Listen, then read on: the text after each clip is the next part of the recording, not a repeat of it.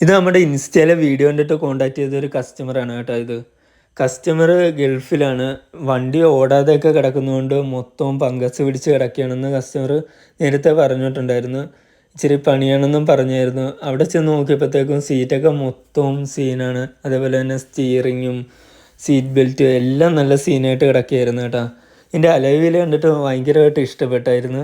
അപ്പോൾ എല്ലാം നമ്മൾ നല്ല പക്കയായിട്ട് ക്ലീൻ ചെയ്ത് സീറ്റെല്ലാം നല്ലപോലെ ക്ലീൻ ചെയ്ത് കെമിക്കലൊക്കെ ഇട്ട് ക്ലീൻ ചെയ്ത് അതേപോലെ തന്നെ ബോഡിയെല്ലാം വാഷ് ചെയ്ത് പോളിഷറൊക്കെ തേച്ച് നല്ല അടിപൊളിയായിട്ട് നമ്മളിപ്പോൾ എവിടെ പരിപാടി അവതരിപ്പിച്ചാലും അപ്പം മഴയുണ്ട് കേട്ടോ.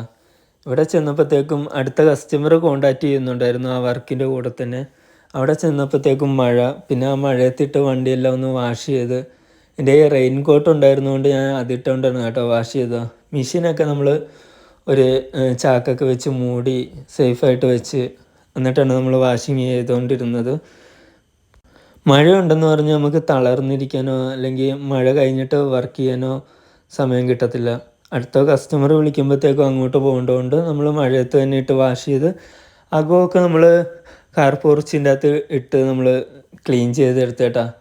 അവിടെ ഇട്ട് വാഷ് ചെയ്യാൻ പറ്റാത്തതുകൊണ്ടാണ് അങ്ങനെ ചെയ്തത്.